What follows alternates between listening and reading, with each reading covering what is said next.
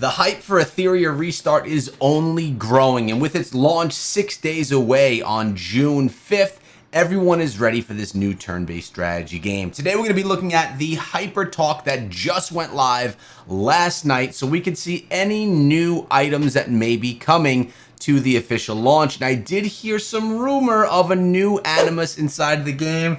Let's dive in, see what they have to say, analyze this thing, and see what we have to look forward to. And by the way, this video has been sponsored by Etheria Restart, and if you want to play the game on day one, be there with additional rewards. This QR code right here and the link in the description will give you the hookup and also hook me up, so thank you very much. Let's dive into the Hyper Talk.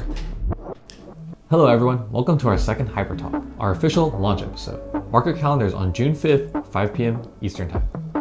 I'm Marcus, here with our community manager, Chris, for our newest updates. Hey guys, it's Chris. Good to see you all again. Thank you so much for the enthusiasm with our last beta. We had over 200,000 players across the globe and so much engagement across all of our different social media platforms, Discord communities, Reddit communities, and more. 200,000 players for a beta is actually massive. That's just the beta. So many people haven't even yet gotten in here. During this test, we've had tons of brilliant ideas, suggestions, and more that we've been actively monitoring and optimizing. We're super excited to have you here, and we're ready for launch. Just want to say thank you guys so much again. We've gathered so much useful gameplay data, and the devs are looking into all of this feedback that you've given us to balance and fine-tune the game before launch. We'll be sharing a patch notes soon on the Discord, so stay tuned for that. Perfect. Now getting into today's Hyper Talk, we've got some changes and optimizations to talk about from our beta feedback. We've got some new Animus joining us, and also some details about our launch celebration carnival, which will include incredible giveaways and benefits. I love that they have new Animus already, and the game hasn't even launched yet. So they're bringing like additional new hype from beta to global. Now on to the questions. First up, we'd like to address the recent discussion about anima use in RTA. This is a big one, and we sincerely apologize for not promptly identifying this and clarifying the misconception sooner. Just so you guys know, anima are effective across all different gameplay modes in Etheria Restart. We've also designed multiple ways to acquire anima tokens, as well as a new RTA shop that wasn't in our last beta. Okay. In that RTA shop, you can also obtain dupes. Dupes, because remember, dupes are at the beginning of the game you want to unlock as many Animus as you can, but then as you get more towards end game you kind of want to make sure that you can get those Animus leveled up so you can compete in arena. Moving forward, we'll continue to monitor and optimize this gaming experience with anima. And now for more lighthearted topics. Translation issues. Yep, Etheria has tons of extensive story content, characters, skill descriptions, and much more, and of course those are going to come with some challenges. So you guys know we've expanded our localization and LQA teams. You can also join us on the Discord and make contributions there to get some benefits. So some other concerns that players have mentioned. Major servers launching all at the same time, daily refresh times not synchronized across various regions, leading to a lot of players experiencing level lag and delayed feature access. Of course, different regions will have different reset times for the most convenient experience, but we do encourage players to join the server that is closest to them. What we did notice is that in the first few days, especially with this time-gated content, these progression gaps can be amplified and impact the experience negatively. This is something that will stabilize over time, but on launch, we have decided to restrict the RTA cross-region matchmaking so that all of you guys don't have this negative impact with the time gating, and eventually we'll re-enable this in Summit and Fearless Arena once things are stabilized. All right, so no cross-region matchmaking when the game initially launches, at least from the beginning. With many regions having different keyword layouts, some people have been asking if there will be custom key binding features.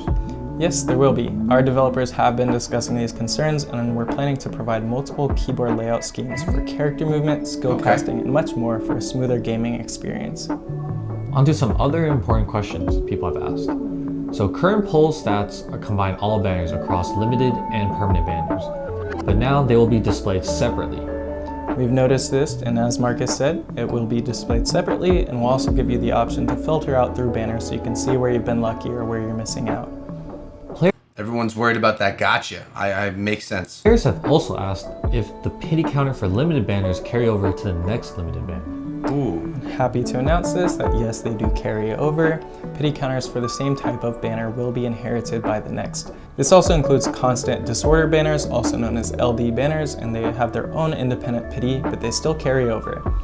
Pity counts have also been reduced from 100 to 80 based on feedback that we had during the beta. Yeah, and if you recently watched my poll video, I just put out a video the other day. It's right here on, what was it? 1,000 summons that we did.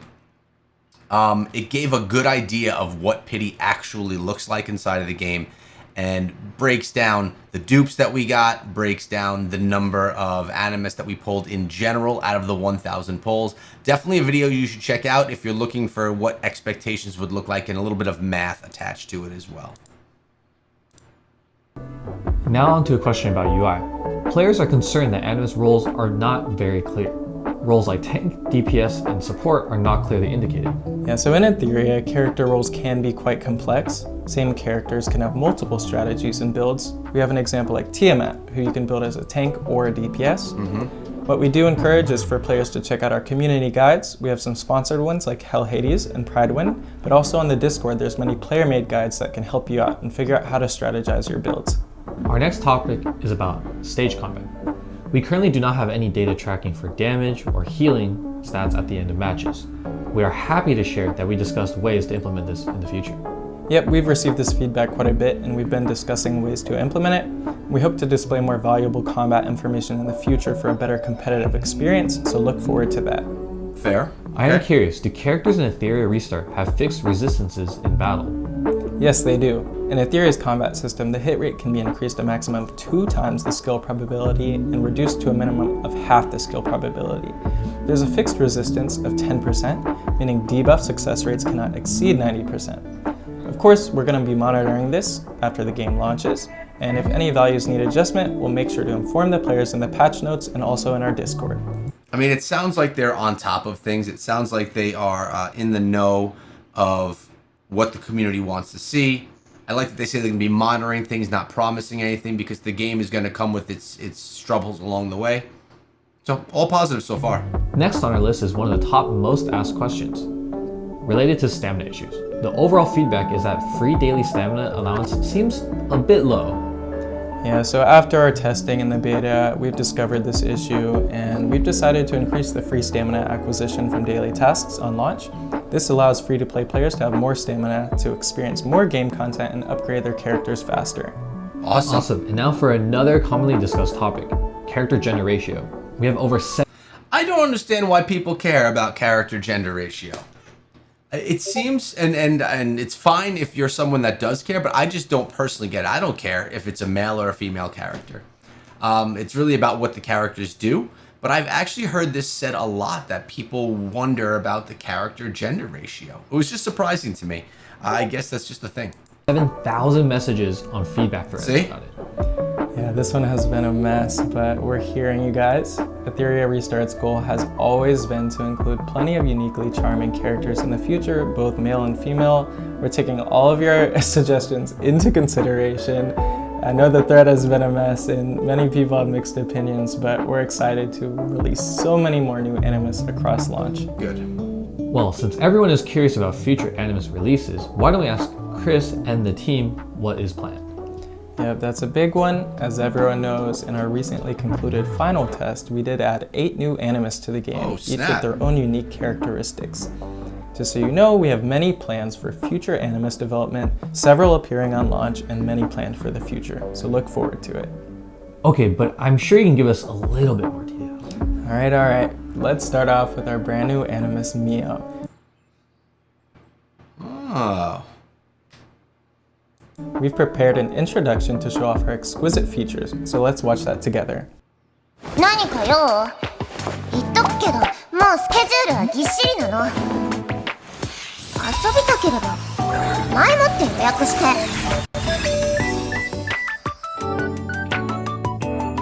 ここが私の研修先なの？パッとしないわね。